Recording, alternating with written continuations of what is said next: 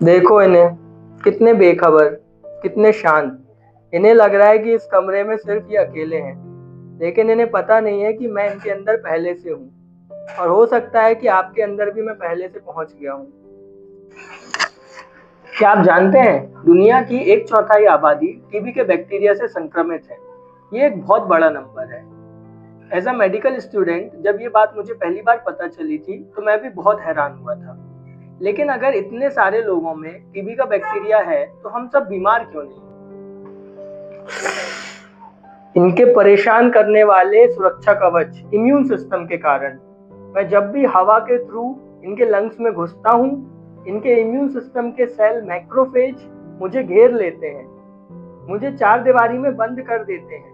इसलिए अभी मैं इस ग्रेन्युलोमा में फंसा हुआ हूँ, सो रहा हूँ, बस इंतजार कर रहा हूँ। हमारे बैक्टीरिया दोस्त ने अभी जो बताया, इसे लेटेंट टीबी कहते हैं। मतलब बैक्टीरिया शरीर में तो है, लेकिन वो सो रहा है। इस समय ना बैक्टीरिया फैलेगा, ना आपको कोई लक्षण आएंगे। आप मरीज नहीं हो, आप सिर्फ एक होस्ट हो।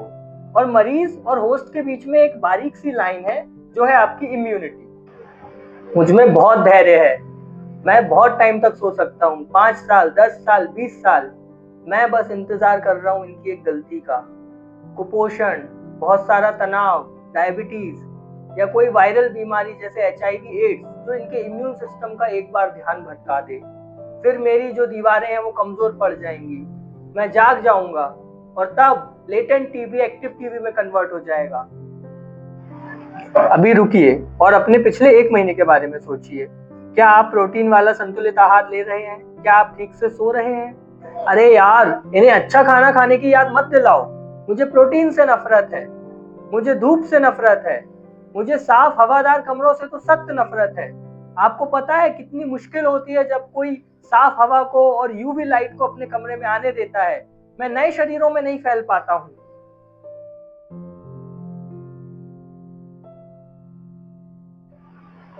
अच्छा वेंटिलेशन हवा में मौजूद बैक्टीरिया को डाइल्यूट कर देता है, यानी उसके शरीर में घुसने का चांस काफी कम कर देता है। इसलिए क्रॉस वेंटिलेशन को उसका काम करने दीजिए। टीबी को फैलने से रोकने के लिए यह सबसे आसान और सस्ता तरीका है।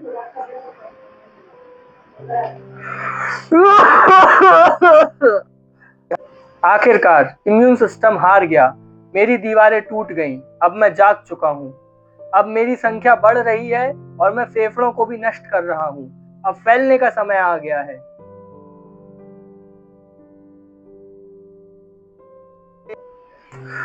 जब बैक्टीरिया जाग जाता है तो हमारे शरीर में कुछ लक्षण आते हैं,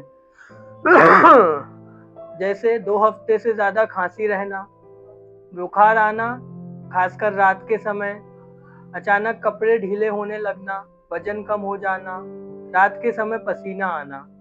हम समाज के डर से इस बीमारी को छुपाते हैं, लेकिन इससे बैक्टीरिया को और समय मिल जाता है हमारे फेफड़ों को नष्ट करने के लिए और हमारे परिवार के बाकी लोगों को फैलने के लिए। लेकिन यहाँ एक बहुत अच्छी खबर भी है।